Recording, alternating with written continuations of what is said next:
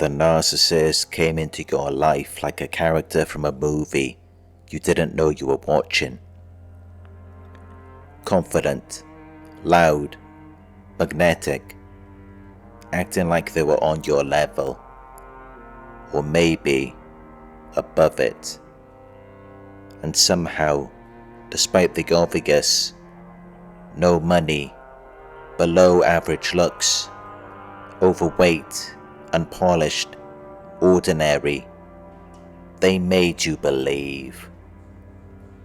They made you believe you were lucky to be chosen, that they were your match, your mirror, your future. You didn't fall for them. You fell for what they sold. An illusion wrapped in future faking.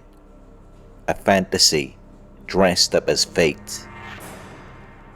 And now, you're left confused, stripped of confidence, haunted by the feeling that they got the better of you. But how do they feel now that you've moved on? Let's go deeper. From the start, they were watching you, not out of admiration, out of calculation. They tailored themselves to your taste, reflected your ideals back at you. They weren't being themselves, they were being what you wanted. You weren't falling in love, you were being trained, conditioned to respond to the mask. They projected just enough, a face at the right angle, a joke, a compliment, a story, a flash of a future you could almost touch. And you, the empath, the dreamer, you made it real in your mind. They let you do the work, you filled in the blanks, and you were already invested before you saw the truth. It's like buying a chocolate bar at a premium price. They hype it up. The taste, the luxury, the experience. But you never get a sample. They don't want you to taste it, because if you did, you'd realize it's nothing special. In fact, it's kind of gross. Cheap, hollow, disappointing. And once you realize it, you're not just disappointed, you're angry, you're ashamed, because you paid for it, you wanted it, you believed in it, and now you feel like a fool. This is what would have happened if they followed through. See, you think the pain comes from not getting what they promised, but the real trauma comes from what would have happened if you did. If they took you on that trip, if they moved in, if they gave you the intimacy you were waiting for, you would have felt it all.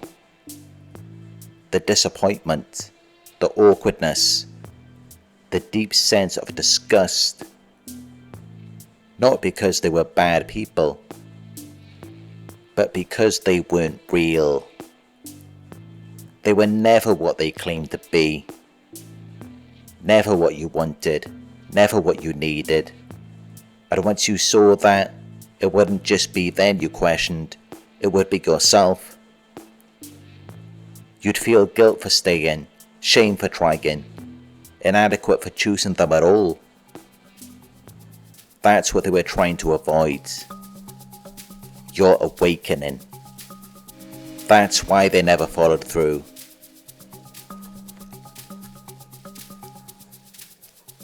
They know the illusion is fragile. They know they can't live up to it. So they disappear before you catch on.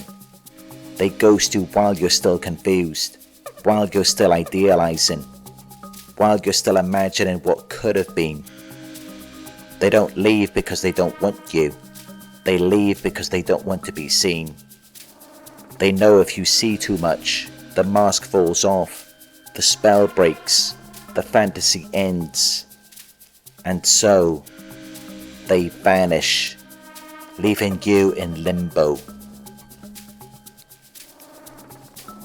You sit there wondering what you did wrong, blaming yourself, watching them flaunt someone new, and they're smiling, posting, living their best life.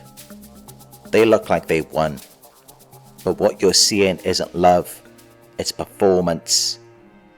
The new supply usually has lower standards, less experience, more tolerance for dysfunction. They haven't seen the mask slip yet. They're still in the phase you were once in. The narcissist isn't in love, they're in character, and the applause keeps them going. But what if you do catch on? What if you wake up from the dream? Then it's a different story. You stop chasing, you stop blaming yourself, you start seeing clearly. And now the narcissist, they lose their mirror, their script stops working. They feel exposed, wounded, less than.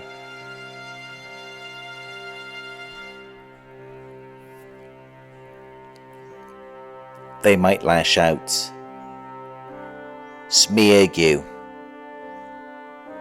lie about you, because your silence, your distance, your clarity is the one thing they can't stand. You're no longer feeding their fantasy, and without your belief, they crumble.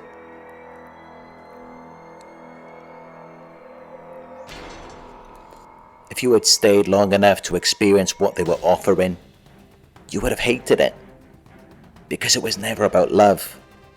It was about keeping you just close enough to want more, and just far enough that you'd never see the truth. They know they're a disappointment. They know that if you actually consumed them, you'd walk away and never look back. They would no longer feel powerful. They would feel small. That's why they leave before you find out. That's why they never follow up. Because the minute you realize the fantasy is fake, they become repulsive. They become everything you'd ever wanted, and you would feel the deepest shame for ever wanting them. If you're still thinking about them, they feel alive. If you're still confused, they feel in control. If you're watching their social media, they feel admired.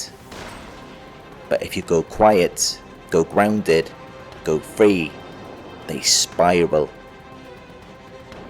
Because now, you've tasted the truth, you've seen behind the curtain, you know, and that knowledge is what kills them inside. Because without your imagination, they are nothing. You didn't lose a soulmate, you lost a salesman. You didn't miss your future, you dodged a lifetime of shame. They walked away with a lie, you walked away with your truth, and now you hold the power. Let them flaunt the new supply, let them pretend. It's the only way they know how to exist. But you've moved on. You've seen the illusion, and it's over. They're not the one who got away. You're the one who woke up.